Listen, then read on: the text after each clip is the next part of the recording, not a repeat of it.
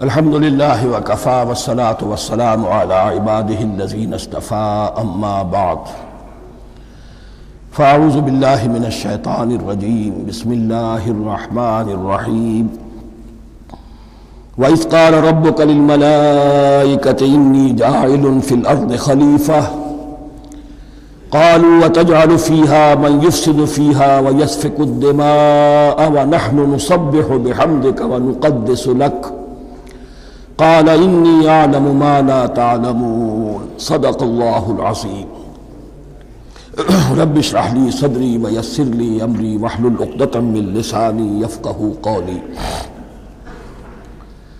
جیسا کہ میں نے عرض کیا تھا، سورہ بقرہ کے پہلے 4 رکوع نہایت اہم ہیں، نہایت جامع ہیں۔ پہلے 2 رکوعوں میں 3 قسم کے انسانوں کی وضاحت کی گئی، 3 قسم کے کردار کے نقشے کھینچ دیے گئے۔ تیسرے رکوع میں قرآن مجید کی دعوت کا خلاصہ آ گیا، توحید فی العقیدہ، توحید فی العمل، یعنی عبادت اللہ کی، ایمان بالرسالت، قرآن مجید کو منزل من اللہ کلام ماننا۔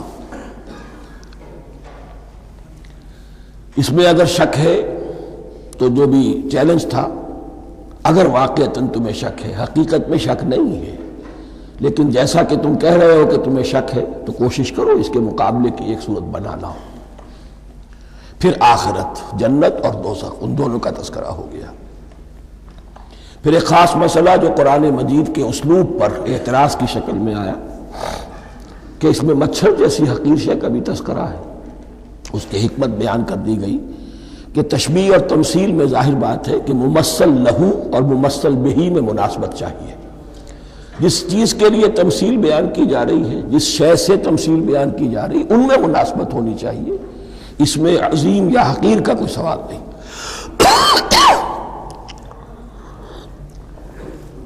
پھر یہ بات کہ جن لوگوں کے دلوں میں زیغ ہے، کجی ہے، وہ اس قرآن سے بھی ان کی ضلالت میں، گمراہی میں اضافہ ہوگا۔ جو لوگ طالب حق ہیں ان کو یہ قرآن مجید ہدایت دے گا۔ اور کن کو اللہ گمراہ کرتا ہے؟ جو سرکش ہے، جو نمبر 1 اللہ سے جو عہد کر کے دنیا میں آئے تھے اس کی خلاف ورزی کر رہے ہیں اور صلہ رحمی کے بجائے قطع رحمی کرتے ہیں۔ اس کے بعد ایک بہت اہم فلسفیانہ بات آ گئی، اور اسی کے ضمن میں میں نے اصل میں یہ ساری بات دہرائی ہے۔ میں نے کہا تھا کہ یہ بات واضح ہوگی آگے جا کر سورہ غافر میں۔ پھر ذہن میں لائیے کہ جب یہ صورت نازل ہوئی ہے، سورہ غافر نازل ہو چکی تھی، لہذا یہاں اجمالی تذکرہ ہے، وہاں تفصیلی تذکرہ ہے۔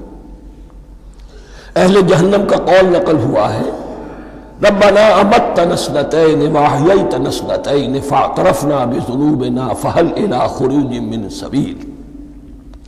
اے اللہ، تو نے 2 مرتبہ ہم پر موت وارد کی، 2 مرتبہ ہمیں زندہ کیا، اب ہم نے اپنے قصور تسلیم کر لیے، تو اب یہاں سے بھی کوئی اور مرحلہ ہے یا نہیں؟ یہاں سے نکلنے کا بھی کوئی راستہ ہے یا نہیں؟ اس سے حقیقت یہ واضح ہوئی، انسان کی تخلیق اول ہوئی عالم ارواح میں، صرف ارواح کی حیثیت سے، اور حدیث میں آتا ہے الارواح جنود مجندہ، لشکروں کی شکل، تمام انسان۔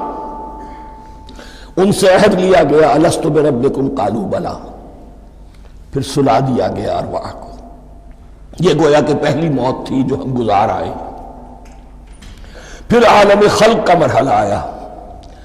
عالم خلق میں یہ تناسل کے ذریعے سے رحم مادر میں جب ایک جنین تیار ہوتا ہے تو ایک حدیث ہے حضرت عبداللہ ابن مسعود سے، 4 مہینے کا جب جنین ہو جاتا ہے تو اس کے بعد وہ روح لا کر اس میں پھونک دی جاتی ہے۔ یہ گویا کہ احیاء اولا ہو گیا، پہلی مرتبہ کا زندہ کیا جانا، پہلی موت کی نیند سے جگا دیا گیا۔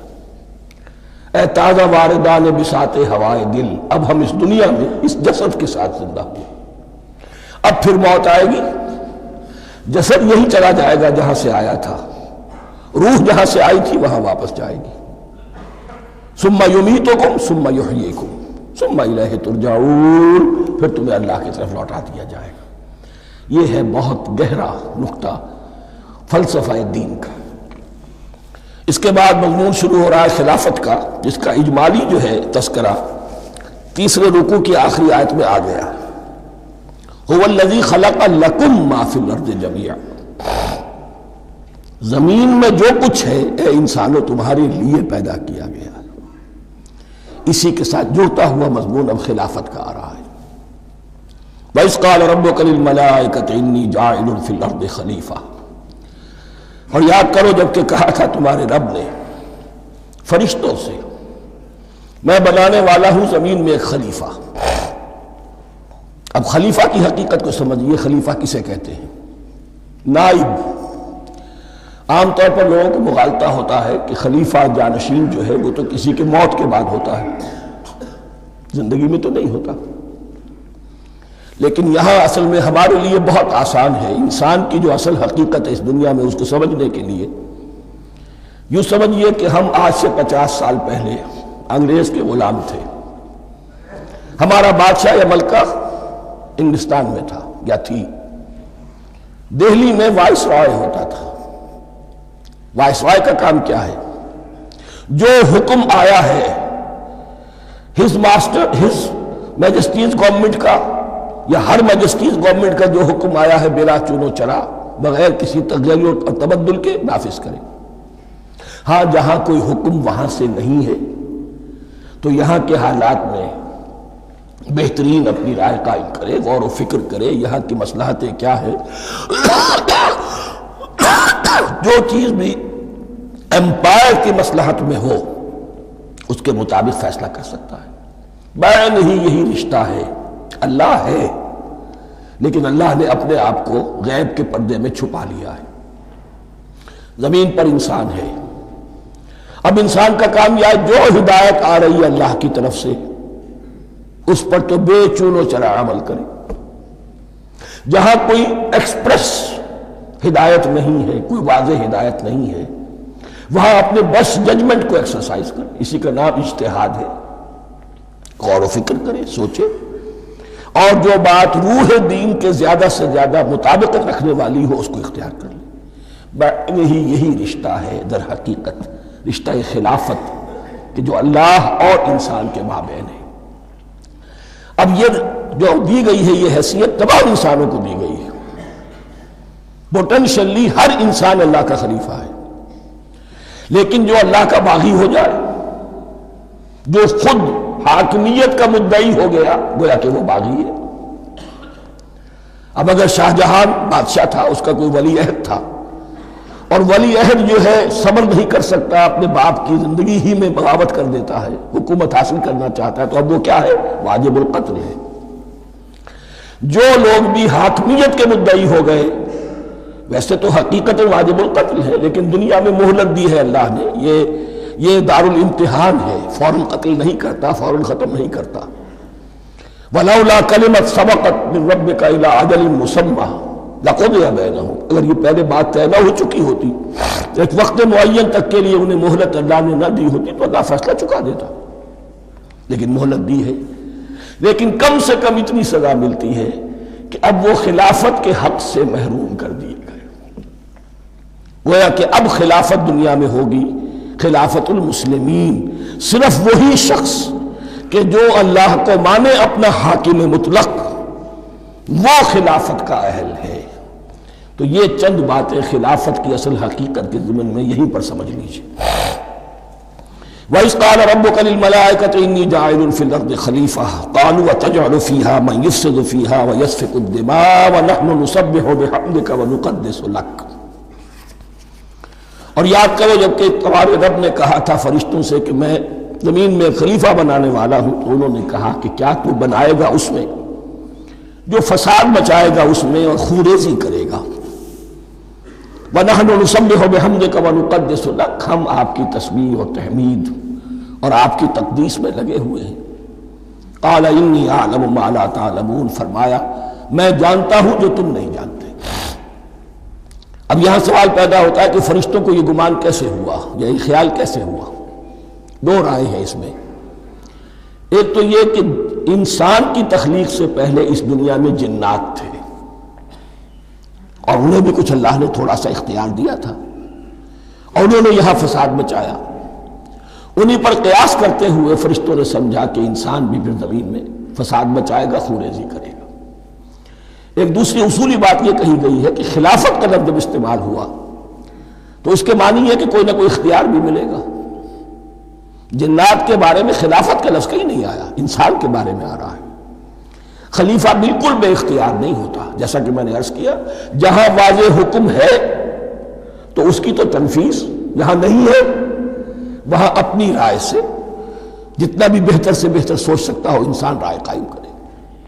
یہ اختیار جو ہے، ظاہر بات ہے جہاں اختیار ہوگا صحیح استعمال ہونے کا بھی امکان ہے، غلط استعمال ہونے کا بھی امکان ہے۔ اختیار تو بلکہ یہ کہ آپ کا پولیٹیکل سائنس کا تو ایکسیم یہ ہے، authority turns to corrupt and absolute authority corrupts absolutely۔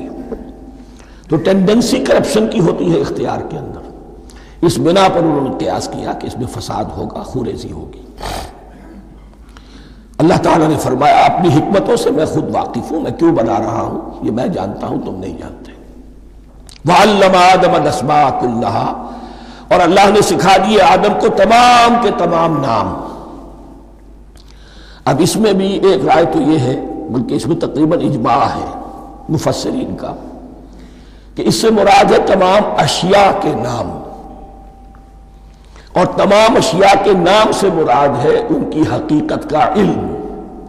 Human knowledge جو ہے، اگر آپ اس کا تجزیہ کریں گے تو وہ یہی ہے کہ انسان ایک چیز کو پہچانتا ہے، پھر اس کے لیے ایک نام رکھتا ہے یا کوئی ٹرم اس کے لیے قائم کرتا ہے۔ اس نام یا ٹرم اور اس کے حوالے سے، اصطلاح کے حوالے سے بہت سے حقائق کو اپنے ذہن کے اندر محفوظ کرتا ہے۔ تو گویا کہ ان علمہ آدم الاسماء کلہا، تمام نام سکھا دیے کل مادی کائنات کے اندر جو کچھ وجود میں آنے والا تھا، ان سب کی حقیقت سے پوٹینشلی حضرت آدم کو آگاہ کر دیا۔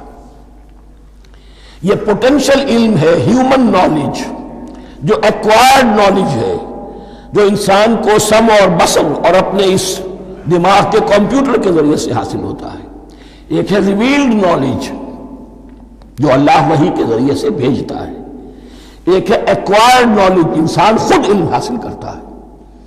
اس نے آنکھوں سے دیکھا، کان سے سنا، نتیجہ نکالا، اور اس کمپیوٹر نے اس کو پروسیس کیا، اس نتیجے کو کہیں میموری کے اندر سٹور کر لیا۔ یہ کمپیوٹر ہے بہت بڑا۔ پھر کچھ اور دیکھا، کچھ اور سنا، کچھ چھو کر معلوم ہوا، کچھ چکھ کر معلوم ہوا، کچھ سونگھ کر معلوم ہوا، کوئی اور نتیجہ نکلا، اسے وہ پاس میموری کے ساتھ اس کو ٹیلی کیا اور نتیجہ نکالا۔ اس طرح رفتہ رفتہ ان السمع والبصر والفؤاد کل اولئک کان عنہ مسئولا، یہ ایکوائرڈ نالج تین چیزوں سے انسان کو حاصل ہو رہا ہے، سماعت، بصارت اور یہ عقل، جو فائدہ اخذ کرتی ہے، جو اس کو پروسیس کرتی ہے، اس تمام جو سینس ڈیٹا اس کو مہیا ہوتا ہے سینس آرگنز کے ذریعے سے۔ یہ علم ہے جو پوٹینشلی حضرت آدم کو دے دیا گیا۔ اس کی ایکسفولیشن ہو رہی ہے، اب درجہ بدرجہ وہ علم پھیل رہا ہے، بڑھ رہا ہے، اور بڑھتے بڑھتے کہاں تک پہنچے گا ہم کچھ نہیں کہہ سکتے۔ کہاں سے کہاں پہنچ گیا انسان۔ اس نصف صدی کے اندر علم انسانی میں جو ایکسپلوژن ہوا ہے، میں اور آپ اس کا تصور تک نہیں کر سکتے۔ اکثر بڑے بڑے جو سائنسدان ہیں انہیں تصور نہیں ہے، اس لیے کہ ایک شخص اپنی لائن فزکس کے بارے میں جانتا ہے کیا کچھ ہو گیا، یا فزکس کی بھی کسی شاخ کے بارے میں جانتا ہے، باقی دوسری جو لائن ہے اسے کچھ پتہ نہیں۔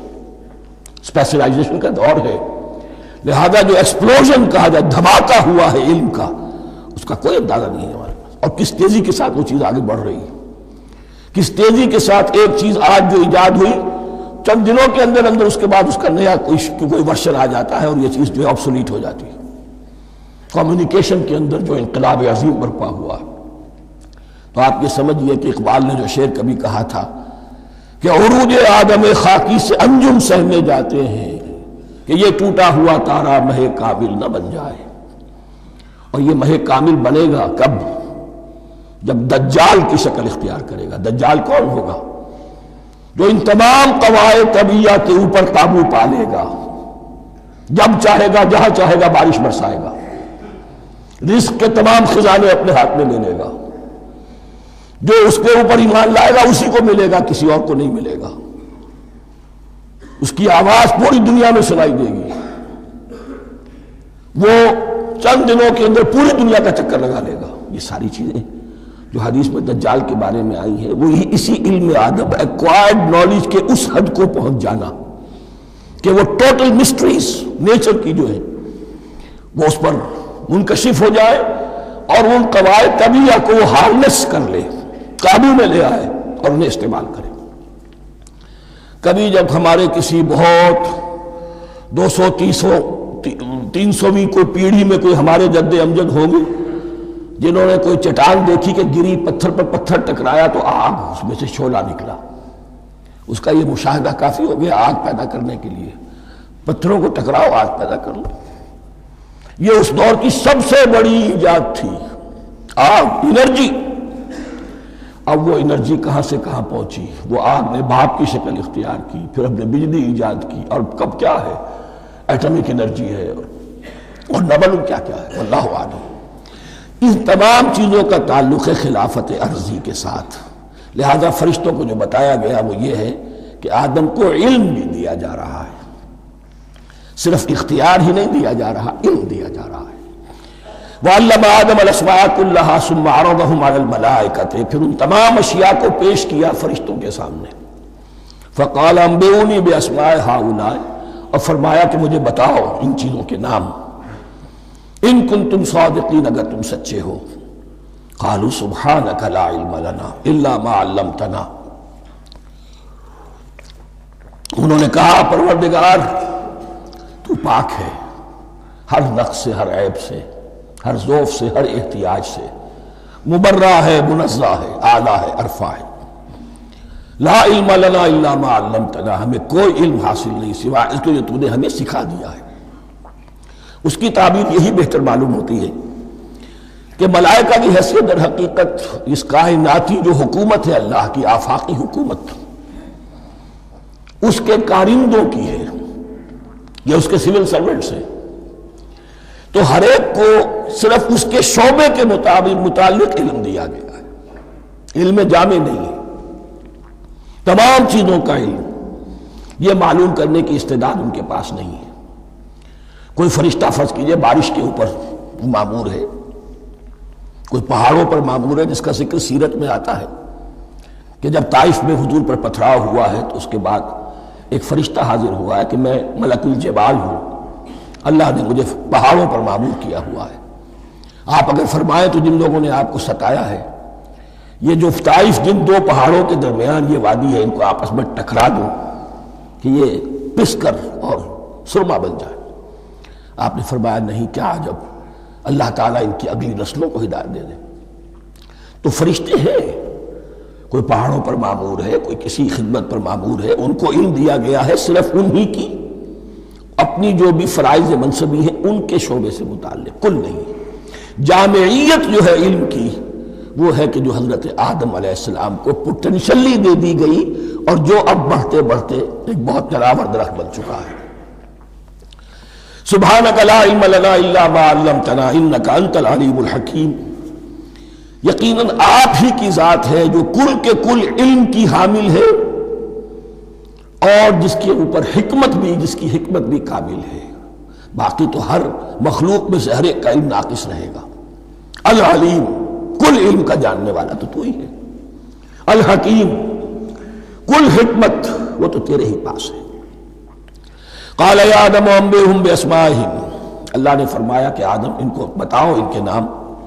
فلما انباہم باسمائہم، تو جب انہوں نے بتا دیے ان کو، فرشتوں کو، ان کے نام، قال الم اقل لکم انی اعلم غیب السماوات والارض، تو اللہ نے فرمایا کہ میں نے کہا نہیں تھا کہ میں جانتا ہوں آسمانوں اور زمین کی تمام غائب چیزوں کو جو تمہاری نگاہوں سے بھی اوجھل ہے، غیب، میں ہر شے کا جاننے والا ہوں۔ وَأَعْلَمُ مَا تُبْدُونَ وَمَا كُنْتُمْ تَكْتُمُونَ، اور میں جانتا ہوں جو کچھ تم ظاہر کر رہے تھے، جو کچھ تم چھپا رہے تھے۔ چھپانے میں محسوس ہوتا ہے کہ ان کی خواہش یہ تھی کہ خلافت ہمیں ملے. ہم خدام ادب ہیں، ہر وقت تسبیح و تحمید اور تقدیس میں مصروف ہیں، جو حکم ملتا ہے بجا لاتے ہیں، تو یہ خلافت کسی اور مخلوق کو کیوں ملے؟ یہاں صرف یہ اور بتا دوں کہ یہ چونکہ اب ایک تیسری مخلوق کا ذکر بھی بعد میں آئے گا، 3 صاحب تشخص مخلوقات ہیں اللہ کی، صاحب تشخص، صاحب شعور، جن میں کا شعور ہے، انا، میں. ایک ملائکہ ہے، ان کی تخلیق نور سے ہوئی ہے. ایک انسان ہے جن کی تخلیق گارے سے ہوئی ہے. ایک جنات ہیں جن کی تخلیق آگ سے ہوئی ہے. باقی حیوانات ہیں، ان میں شعور تو ہے، خود شعور ہی نہیں ہے. Self consciousness, there is a world of difference between consciousness and self consciousness. انسان جب دیکھتا ہے تو اس کو یہ بھی معلوم ہے میں دیکھ رہا ہوں. کتا بلہ دیکھتا ہے، اسے یہ اندازہ نہیں ہوتا کہ میں دیکھ رہا ہوں. دیکھنے کا ایک نتیجہ ہے جو نکل آتا ہے، لیکن میں کا وجود نہیں ہے. یہ انا، سیلف، ایگو، یہ انسان میں ہے، جنات میں ہے، شعور میں، اور فرشتوں میں ہے. ایک نوری مخلوق، ایک ناری مخلوق، ایک زمین کے اس کرسٹ میں، یہ جو مٹی اور گارے، مٹی کا اور پانی کا جو ملغوبہ ہے گارے کی شکل میں، اس سے بنا ہے. قال يا آدم انبئهم بأسمائهم فلما انبأهم بأسمائهم قال ألم أقل لكم إني أعلم غيب السماوات والأرض وأعلم ما تبدون وما كنتم تكتمون وإذ قلنا للملائكة اسجدوا لآدم فسجدوا إلا إبليس. اور یاد کرو جب کہ ہم نے کہا فرشتوں سے سجدہ کرو سب کے سب آدم کو، جھک جاؤ آدم کے سامنے. فسجدوا، ان سب نے سجدہ کیا، الا ابلیس، سوائے ابلیس کے. پہلی بات تو یہ سمجھیے کہ تمام ملائکہ کے سجدے کی ضرورت کیا تھی؟ کیا یہ صرف تعظیماً تھا؟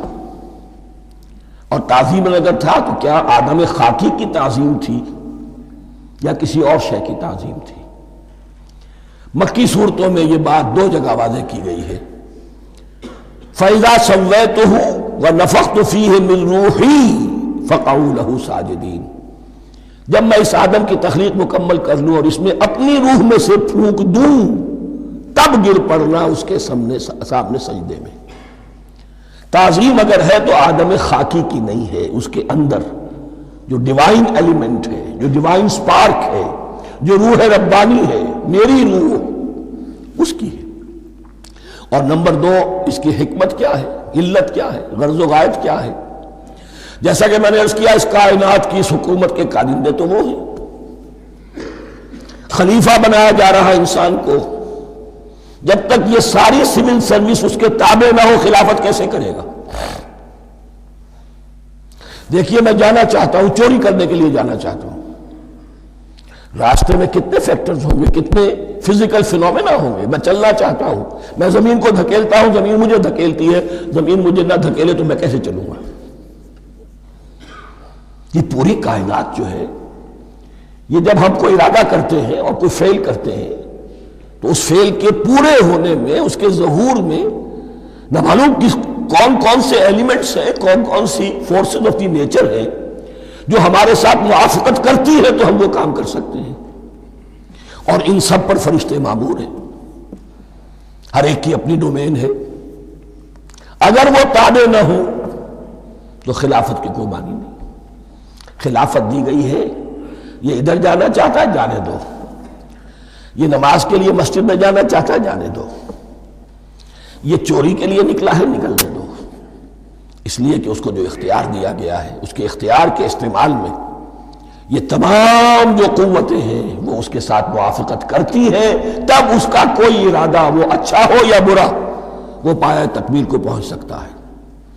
یہ گویا کہ سبارڈینیشن اس کے لیے سمبل کہ تمام فرشتوں کو جھکا دیا گیا.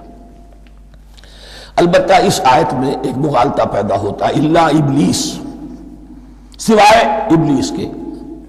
مغالطہ یہ پیدا ہوتا کہ شاید وہ بھی فرشتہ تھا، اس لیے کہ حکم تو فرشتوں کو دیا گیا تھا۔ پھر نوٹ کیجئے اس سے پہلے، بہت پہلے سورہ کہف نازل ہو چکی ہے، اور سورہ کہف میں فرما دیا گیا ہے کان من الجن ففسق عن امر ربی، وہ جن تھا بس اس نے سرکشی کی اپنے رب کے حکم سے۔ فرشتے کی شان یہ نہیں ہے، وہ اللہ کے کسی حکم کی سرتابی نہیں کرتا۔ لا یعصون اللہ ما امرہم ویفعلون ما یؤمرون، وہ اللہ کے کسی حکم کی نافرمانی نہیں کرتے اور جو حکم ملتا ہے بجا لاتے۔ یہ جنات کے اندر اختیار تھا، جیسے اختیار انسانوں کو دیا گیا ہے۔ جنات میں نیک بھی ہیں، بد بھی ہیں، اعلیٰ بھی ہیں، ادنا بھی ہیں، جیسے انسانوں میں۔ لیکن یہ عزازیل جو جن تھا، علم اور عبادت دونوں کے اعتبار سے بہت بلند ہو گیا تھا، اور یہ فرشتوں کا یوں سمجھیے کہ ہم نشین، فرشتوں کے ساتھ اس طور سے شامل، جیسے بہت سے انسان بھی اگر اپنی بندگی میں، زہد میں، عبادت میں، نیکی میں ترقی کریں تو ان کا ملائے اعلیٰ کے ساتھ، عالم ارواح کے ساتھ، عالم ملائکہ کے ساتھ ایک رابطہ قائم ہوتا ہے۔ اسی طریقے سے وہ جو عزازیل تھا، جن ہونے کے باوجود اپنی نیکی، عبادت، پارسائی اور اپنے علم میں فرشتوں سے بہت آگے تھا، اس لیے معلم الملکوت کی شکل اختیار کر چکا تھا۔ اس کو اپنی زوم تھا، یہ بات جیسا کہ میں نے عرض کیا 7 مرتبہ قرآن میں یہ بات آئی ہے، قصہ ابلیس و آدم، کہ فرشتوں کو حکم ہوا کہ سجدہ کرو، سب جھک گئے، ابلیس نے سجدے سے انکار کر دی 7 مرتبہ۔ یہ 7ویں مرتبہ ہے جو ہم پڑھ رہے ہیں، مصحف میں پہلی مرتبہ آ رہا ہے، ترتیب نزول میں 7ویں مرتبہ آ رہا ہے۔ یہ آدم و ابلیس کا قصہ اس سے آگے سورہ اعراف میں آئے گا، پھر سورہ ہجر میں آئے گا، سورہ بنی اسرائیل میں آئے گا، سورہ کہف میں آئے گا، سورہ طٰہٰ میں آئے گا، سورہ صاد میں آئے گا، 6 مرتبہ مکی قرآن میں، 1 مرتبہ یہاں۔ تو یہاں اشارہ نہیں کیا، اس لیے مغالطہ ہو سکتا ہے، لیکن یہ کہ سورہ کہف میں آپ کو بتا چکا ہوں کان من الجن ففسق عن امر ربی، اس نے اپنے رب کے حکم سے سرتابی کی۔ نام اس کا عزازیل تھا، ابلیس اس کا صفاتی نام ہے اب، اس لیے کہ اب لسیبلسو کے معنی ہوتے ہیں مایوس ہو جانا۔ یہ اللہ کی رحمت سے بالکل مایوس ہے، اور مایوس جو ہو جائے وہ شیطان ہو جاتا ہے۔ اب میرا تو چھٹکارا نہیں ہے، جتنوں کو برباد کر سکوں کروں،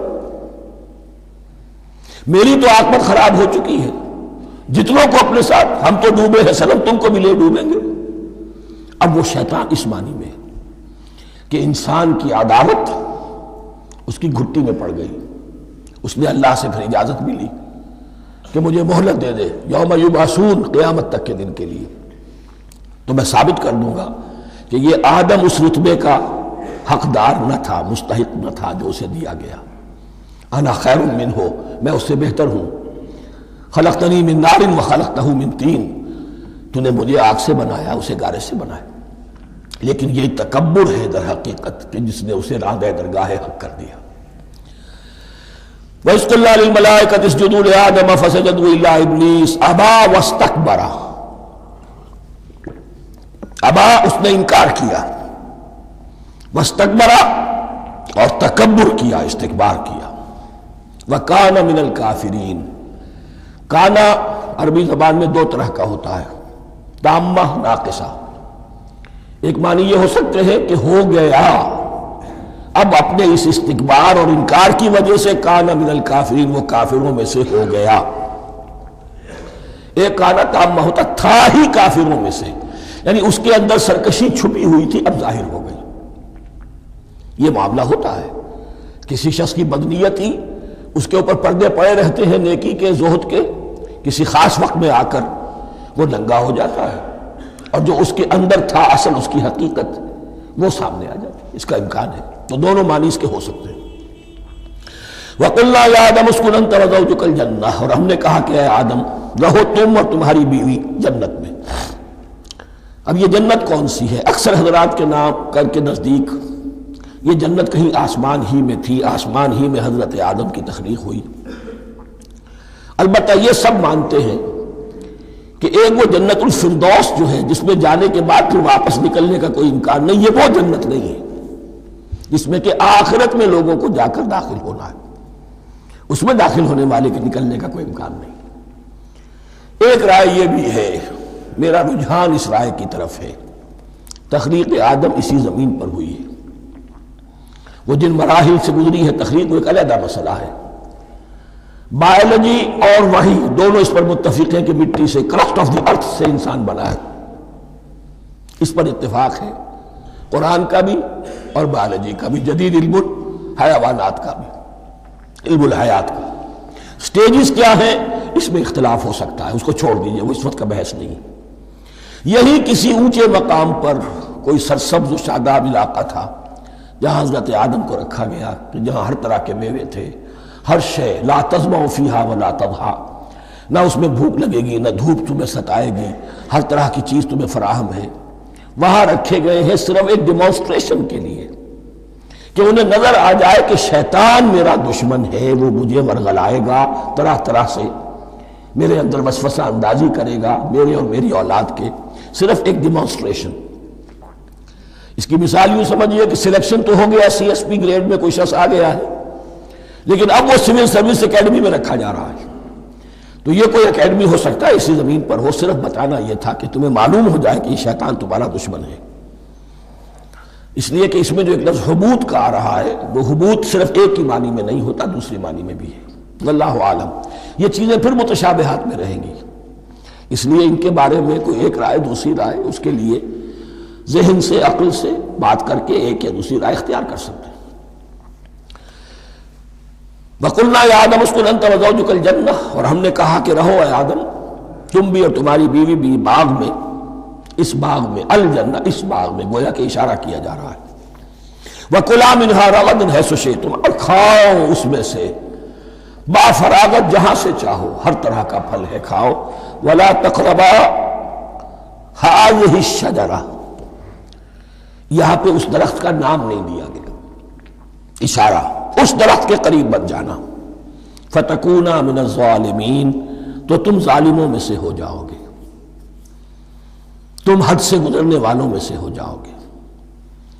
اب اس کی بھی حکمت سمجھیے کہ چونکہ ڈیمانسٹریشن کرانی ہے کہ تمہیں کسی چیز سے، ہزار چیزیں مباح ہیں دنیا میں، چند چیزیں پینے کی حرام ہیں، اب تم اگر ان ہزار مباح چیزوں کو چھوڑ کر حرام چیز کو پیتے ہو تو یہ تمہارا اختیار ہوا، جبکہ اللہ تعالیٰ نے مباحات کا دائرہ بہت وسیع رکھا ہے۔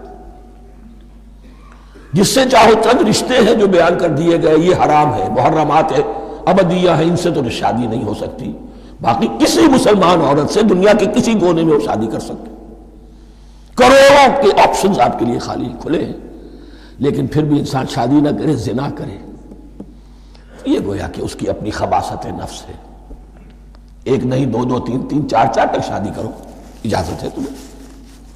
تو اس اعتبار سے مباحات، اب یہ پورا باغ تمہارے لیے مباح ہے، بس ایک درخت ہے، اس کے پاس نہ جانا، اور درخت کا نام لینے کی کوئی ضرورت نہیں، تو آزمائش تھی نا، صرف ایک آزمائش اور اس کی ڈیمانسٹریشن۔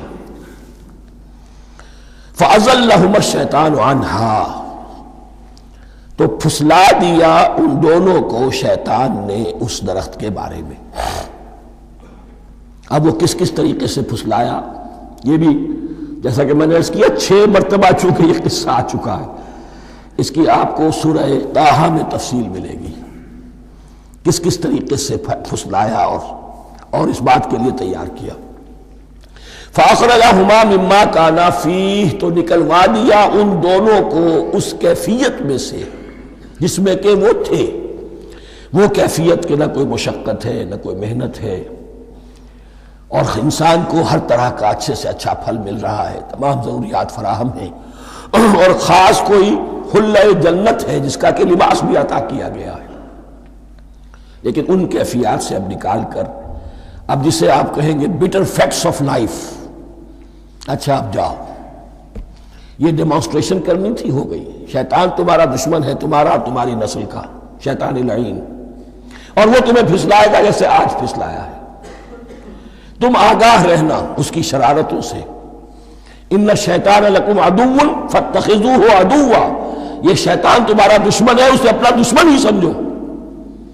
لیکن یہ ہے کہ اگر کچھ لوگ اسے دوست بنا لیں، اس کے ایجنٹ بن جائیں، اس کے کارندے بن جائیں، یہ ان کا چوائس ہے جس کی سزا انہیں ملے گی۔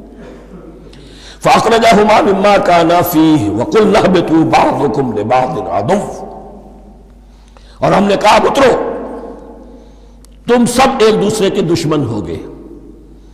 اب یہ چونکہ جمع کا صیغہ آیا ہے، ایک دوسرے کے دشمن ہوگے، تو ایک دشمنی تو شیطان اور آدم اور ذریت آدم کی ہے، ایک اور دشمنی بھی ہے جو انسان میں مرد اور عورت کے مابین ہے۔ عورت بھی پھسلاتی ہے، غلط راستے پر ڈالتی ہے، مرد عورتوں کو گمراہ کرتے ہیں، عورتیں مردوں کو گمراہ کرتی ہیں۔ قرآن مجید میں کہا گیا یا ایھا الذین آمنوا ان من ازواجکم واولادکم عدوا لکم فاحذروہم، اہل ایمان چوکنے رہو، چوکس رہو، تمہاری بیویوں اور اولاد میں سے تمہارے دشمن ہیں، بچ کر رہو، کیپ الرٹ، کہیں ان کی محبت تمہیں راہ حق سے منحرف نہ کر دے۔ تم ایک اچھا کام کرنا چاہتے ہو، بیوی رکاوٹ بن گئی، بیوی کو اچھا کام کرنا چاہتی، شوہر رکاوٹ بن گیا، تو یہ محبت نہیں ہے، یہ عداوت ہے۔ اس حوالے سے بعضکم لبعض عدو ولکم فی الارض مستقر ومتاع الی حین، اور تمہارے لیے اب زمین میں مستقر ہے، جائے قیام ہے، اور متاع ہے، ضرورت کی چیزیں ہیں ہم نے فراہم کر دی ہیں، الی حین، لیکن ایک وقت معین تک کے لیے، یہ ابدی نہیں ہے، ایک وقت آئے گا یہ بساط ہم لپیٹ دیں گے۔ یوم نطوی السماء کطی السجل للکتب، جس دن کہ ہم تمام فضاؤں کو اور تمام خلاؤں کو، تمام آسمانوں کو اس طرح لپیٹ لیں گے جیسے کتابوں کا طوبار لپیٹ لیا جاتا ہے۔ ایک وقت آئے گا، یہ تخلیق الی اجل مسمى ہے، الی حین ہے۔ فتلقى آدم من ربہ کلمات فتاب علیہ، تو سیکھ لیے، حاصل کر لیے آدم نے اپنے رب سے کچھ کلمات، تو اللہ نے ان کی توبہ قبول کر لی۔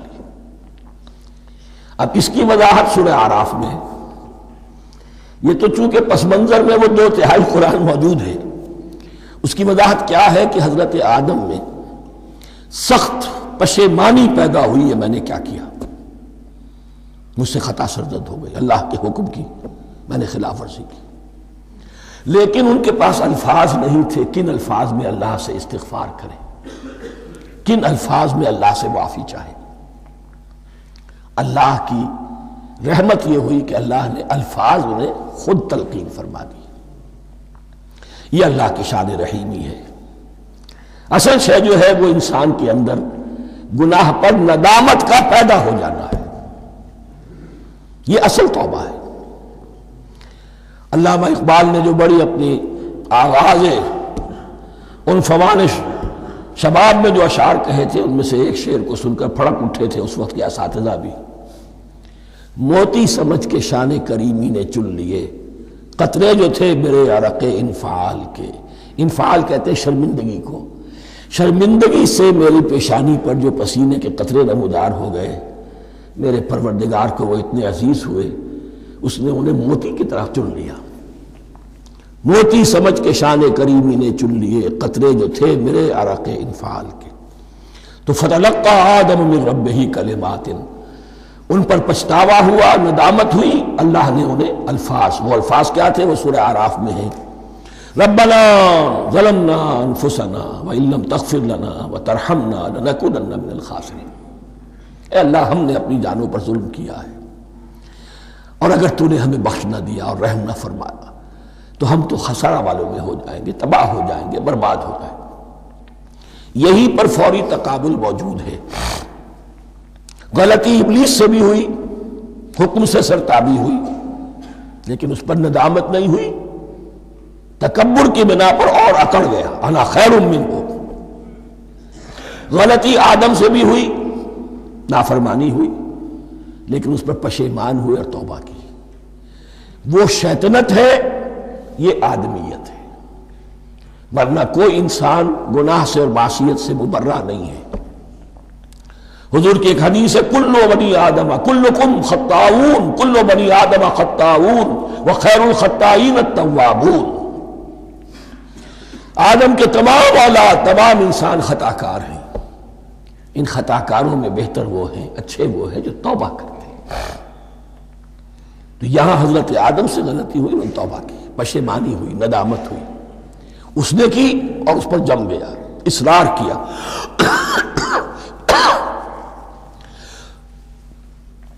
فَتَلَقَّىٰ آدَمُ مِن رَبِّهِ كَلِمَاتٍ فَتَابَ عَلَيْهِ إِنَّهُ هُوَ التَّوَّابُ الرَّحِيمُ،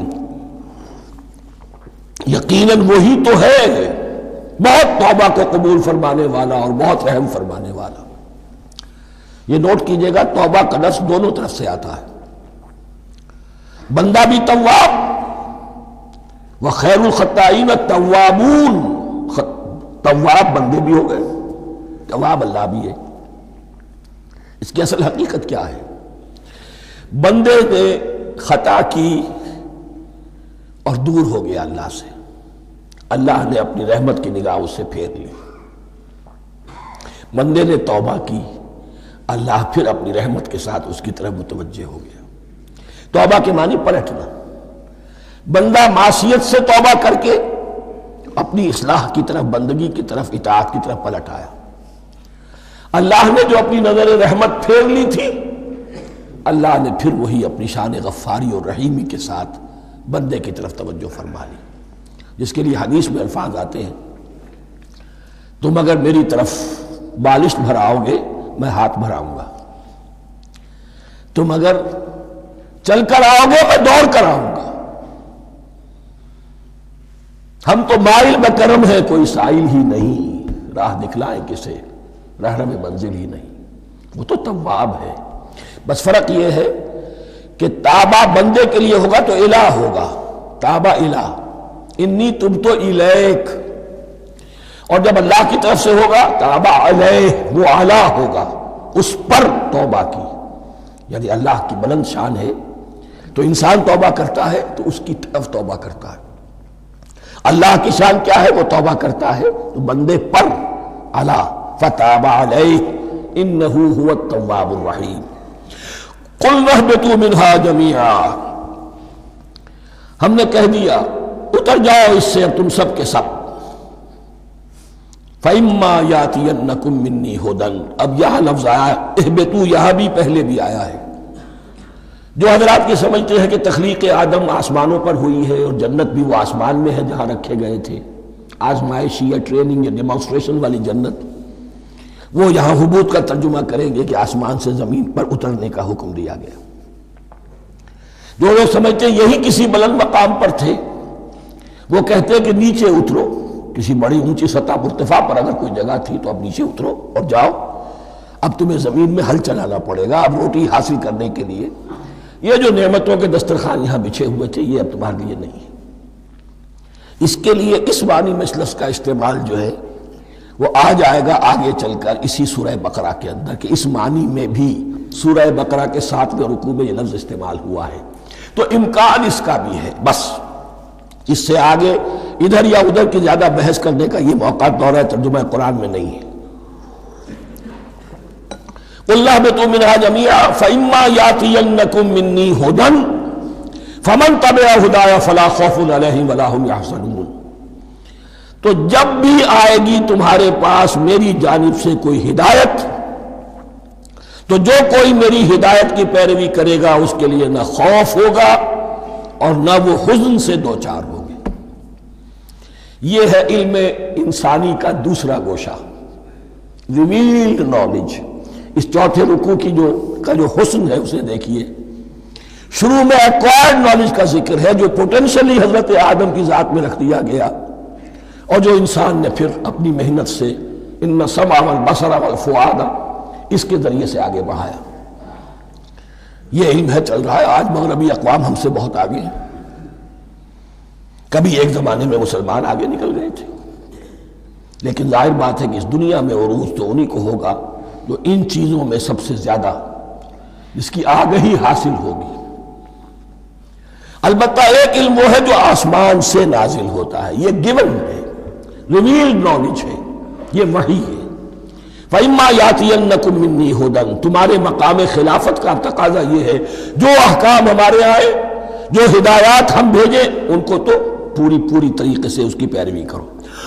فَمَن تَبِعَ ہدایا، جو کوئی بھی میری ہدایت کی پیروی کرے گا، فَلَا خَوْفٌ عَلَيْهِمْ وَلَا هُمْ يَحْزَنُونَ وَالَّذِينَ كَفَرُوا، اور جو ناشکری کریں گے، کفر کریں گے، انکار کریں گے، وَكَذَّبُوا بِآيَاتِنَا، اور ہماری آیات کو جھٹلائیں گے، فَأُولَٰئِكَ أَصْحَابُ النَّارِ هُمْ فِيهَا خَالِدُونَ، تو وہ جہنمی ہوں گے، آگ والے ہوں گے، اس میں ہمیشہ ہمیشہ رہیں گے۔ یہ ہے گویا کہ چارٹر، اس نوع انسانی کو جو ابدی چارٹر اللہ نے دیا ہے۔ جبکہ زمین کا چارج دے دیا گیا خلیفہ کی حیثیت سے۔ یہاں یہ 4 رکوع جو ہے سورہ بقرہ کے، جو میں نے عرض کیا تھا، قرآن کی دعوت، قرآن کا بنیادی فلسفہ، اس پر یہ جام ہے، اور یہ مکی صورتوں کے مضامین کا خلاصہ۔ اب یہاں سے شروع ہو رہا ہے 5ویں رکوع سے، مسلسل 10 رکوع، مسلسل خطاب ہے بنی اسرائیل سے۔ البتہ ان میں ایک تقسیم ہے، پہلے رکوع میں دعوت ہے۔ دعوت جب ہوتی ہے تو آمادہ کرنا، تشویق، ترغیب، دلجوئی، نرمی، یہ دعوت کے اجزاء لا ينفک ہے، اس کے بغیر دعوت مؤثر نہیں ہوتی۔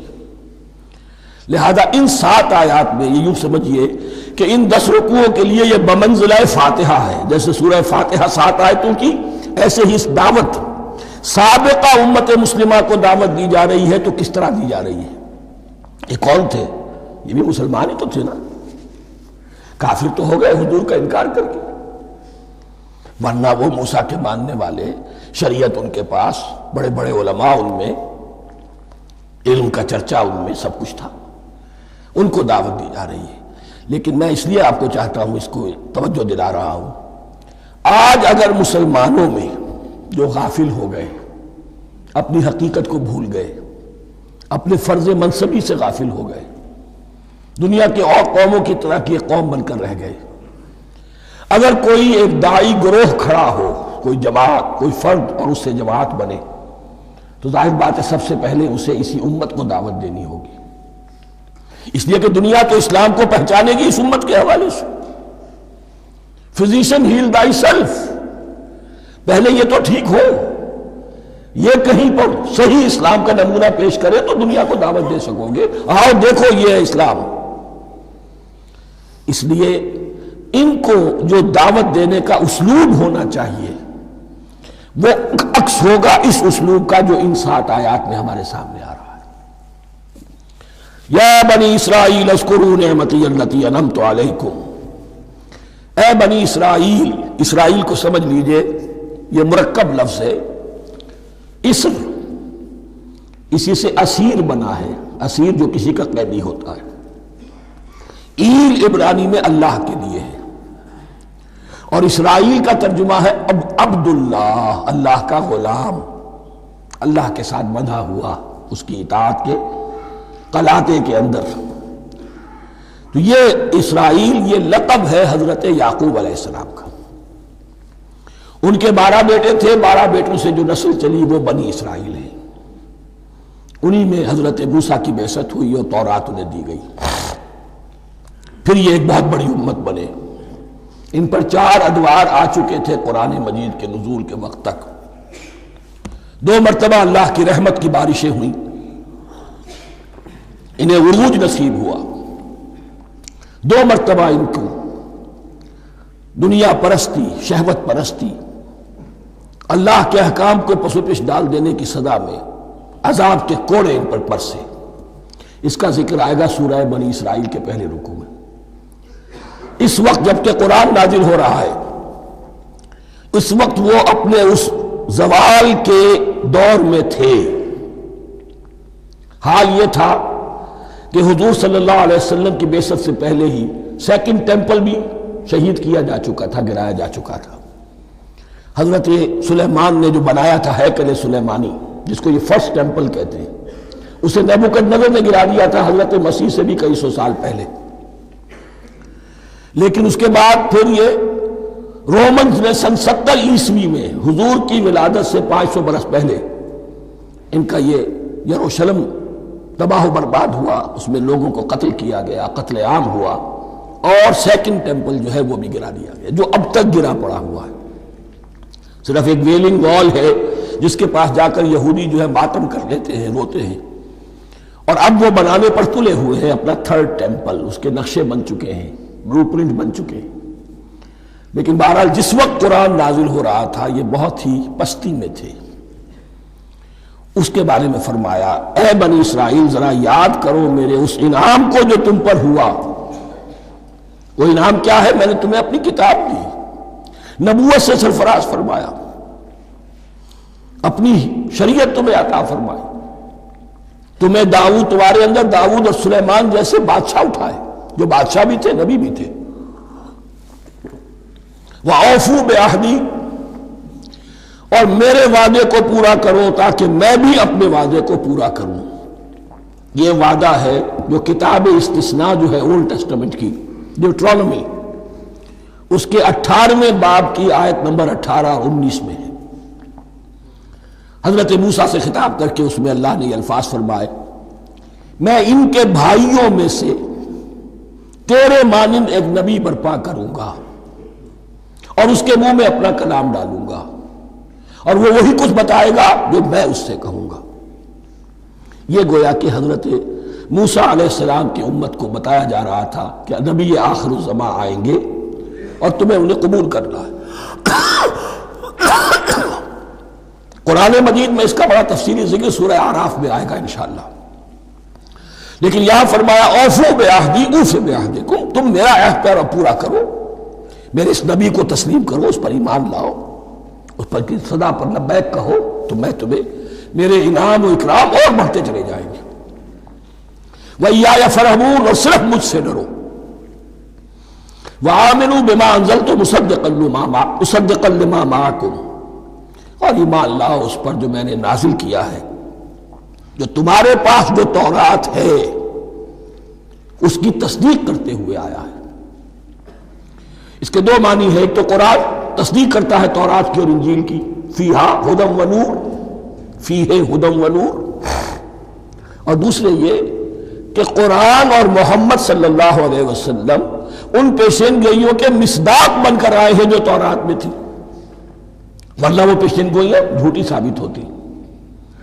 ان کے مصداق کون ہے؟ قرآن اور محمد صلی اللہ علیہ وسلم، یہ دونوں معنی اس کے ہیں۔ وَآمِنُوا بِمَا أَنزَلْتُ مُصَدِّقًا لِمَا مَعَكُمْ وَلَا تَكُونُوا أَوَّلَ كَافِرٍ بِهِ، اور دیکھو تم ہی سب سے پہلے ان کا کفر کرنے والے نہ بن جاؤ۔ تمہیں تو سب کچھ معلوم تھا، تم تو منتظر تھے، تم تو آخری نبی کے انتظار میں تھے اور ان کے حوالے سے دعائیں کیا کرتے تھے کہ اللہ اس نبی آخری زمان کے واسطے سے ہماری مدد فرما اور کافروں کے مقابلے میں ہمیں فتح عطا فرما۔ یہ آئے گا آگے چل کر اسی سورہ بقرہ کے اندر۔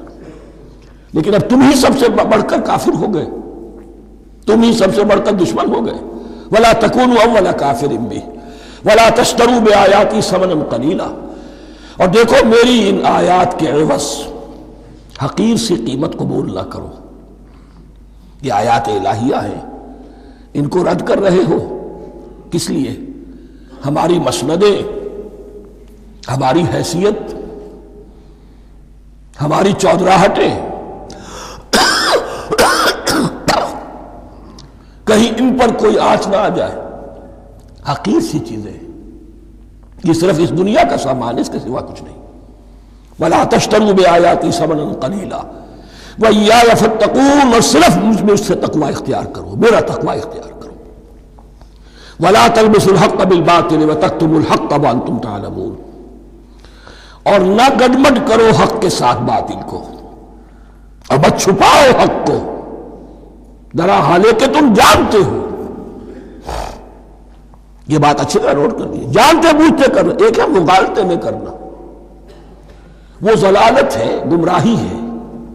ایک جان بوجھ کر کرنا، حق کو پہچان کر اسے رد کرنا، یہ پھر اللہ تعالیٰ کے غضب کو دعوت دینا ہے، ریت آف اللہ، اس کی غضب کو دعوت دینا ہے کہ حق کو پہچان کر اس کی نفی کی جائے۔ وَأَنْتُمْ تَعْلَمُونَ، علماء یہود قرآن مجید میں آگے چل کر آئے گا ایسے پہچانتے تھے محمد کو اور قرآن کو جیسے اپنے بیٹوں کو، یعرفونہ کما یعرفون ابناہم، ایسے پہچانتے جیسے اپنے بیٹوں کو۔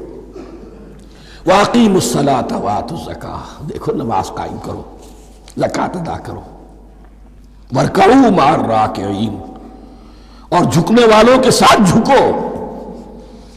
یہ اول تو رکوع کو انہوں نے اپنے ہاں سے خارج کر دیا تھا، ثانیاً باجماعت نماز ان کے ہاں ختم ہو گئی تھی۔ وَارْکَعُوا مَعَ الرَّاکِعِینَ، جماعت باجماعت نماز کی طرف اشارہ ہے۔ أَتَأْمُرُونَ النَّاسَ بِالْبِرِّ وَتَنْسَوْنَ أَنفُسَكُمْ، کیا تم لوگوں کو نیکی کا حکم دیتے ہو، تقویٰ کی، پارسائی کی تعلیم دیتے ہو؟ میں کہہ رہا ہوں نا کہ اصل میں مخاطب کون ہے؟ علماء یہود۔ اس آیت سے ثابت ہو گیا عالم ہمارا بھی جب بھی کھڑا ہوگا اونچے سے اونچا آواز کہے گا، اعلیٰ سے اعلیٰ بات کہے گا۔ اکثر و بیشتر کا حال یہ ہے کہ ان کا اپنا کردار دیکھیے تو کوئی مناسبت ہی نہیں اس سے کہ جو وہ بات کہہ رہا ہے، جو لوگوں کو دعوت دے رہا ہے اس پر خود عمل نہیں۔ تو یہی در حقیقت علماء یہود کا کردار بن چکا تھا۔ أَتَأْمُرُونَ النَّاسَ بِالْبِرِّ وَتَنْسَوْنَ أَنفُسَكُمْ، کیا تم لوگوں کو نیکی کا حکم دیتے ہو اور خود اپنے آپ کو بھول جاتے ہو؟ وَأَنْتُمْ تَتْلُونَ الْكِتَابَ، اور یہ سب کچھ تم کر رہے ہو اس حال میں کہ کتاب پڑھتے بھی ہو، تورات پڑھتے ہو، صاحب تورات ہو۔ ہمارے بھی بہت سے علماء کا، علماء سو جنہیں ہم کہتے ہیں، حال یہ ہو چکا ہے، خود بدلتے نہیں قرآن کو بدل دیتے ہیں، ہوئے کس درجہ فقیہان حکم بے توفیق۔ جو صورتحال ہے صرف قرآن کا متن بچا ہوا ہے، اس کے مفہوم میں، اس کی تفسیر میں، اس کے ترجمے میں تو تحریفیں موجود ہیں، بڑی بڑی تحریفیں موجود ہیں، متن بچا ہوا ہے۔ وہ اس لیے کہ اللہ تعالیٰ نے اس کی حفاظت کا ذمہ لیا ہے۔ وَاسْتَعِینُوا بِالصَّبْرِ وَالصَّلَاةِ، اور مدد حاصل کرو دو چیزوں سے، صبر اور نماز۔ یہ صبر کا لفظ یہاں پر بہت قیمتی ہے، بہت بامانی ہے۔ علماء سو کیوں وجود میں آتے ہیں؟ جب وہ دنیا کے کتے بن جائیں گے تو وہ دین کو بدنام کرنے والے ہوں گے۔ بظاہر دینی مناسب ہیں لیکن اصل میں ان کے پردے میں دنیا داری کی جا رہی ہے، صبر نہیں۔ بس صبر کے ساتھ اور نماز کے ساتھ، اس لیے کہ آپ صحیح راستے پر آئیں گے۔ اگر کوئی عالم دین لوگوں پر تنقید کرے گا، لولا ینہاہم الربانیون والاحبار، کیوں نہیں روکتے ان کے علماء اور ان کے اولیاء اور صوفیاء ان کو حرام کھانے سے اور جھوٹ بولنے سے؟ اگر کوئی شخص روکے گا اس کو پھر نذرانے تو نہیں ملیں گے، اس کی خدمتیں تو نہیں ہوں گی۔ اگر تو دنیا میں صبر اختیار کرنا ہے تب تو آپ حق بات کہہ سکتے ہیں، اور اگر دنیاوی ایمبیشنز ہیں تو پھر آپ کو کہیں نہ کہیں کمپرومائز کرنا پڑے گا۔ وَاسْتَعِینُوا بِالصَّبْرِ وَالصَّلَاةِ، صبر اور نماز۔ وَإِنَّهَا لَكَبِیرَةٌ، اور یقیناً یہ بہت بھاری شے ہے، بہت بھاری شے ہے۔ عام طور پر خیال یہ ہے کہ انہا کی ضمیر صرف صلاۃ کی طرف جاتی ہے، نماز بہت بھاری ہے۔ ایک رائے یہ ہے کہ نہیں، یہ پورے طرز عمل کی طرف جا رہی ہے۔ یہ طرز عمل کہ خود صبر کرو، اس دنیا میں صبر کرو، دنیا اور دنیا کے متعلقات میں کم سے کم پر قانع ہو جاؤ، اور حق کا بول بالا کرنے کے لیے میدان میں آ جاؤ، یہ طرز عمل۔ اور اس میں پھر نماز، الصلاۃ عماد الدین۔ وَإِنَّهَا لَكَبِیرَةٌ إِلَّا عَلَى الْخَاشِعِینَ، یہ یقیناً بہت بھاری چیز ہے، یہ روش، یہ رویہ بھی بہت بھاری اور نماز بھی بہت بھاری ہے، سوائے ان خشوع رکھنے والوں کے، ڈرنے والوں کے، جن کے دل جھک گئے ہیں اللہ کے سامنے۔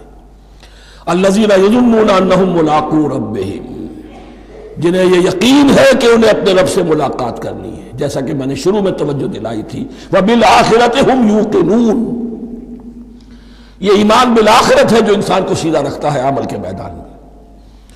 الذین یظنون انہم ملاقو ربہم وانہم الیہ راجعون، اور جنہیں یہ یقین ہے کہ بالآخر اسی کی طرف ہمیں لوٹنا ہے۔ بارک اللہ لی ولکم فی القرآن العظیم ونفعنی وإیاکم بالآیات والذکر الحکیم۔ مزید ایسی اسلامی ویڈیوز کے لیے ہمارے چینل کو سبسکرائب کیجیے اور گھنٹی کے نشان کو دبائیے۔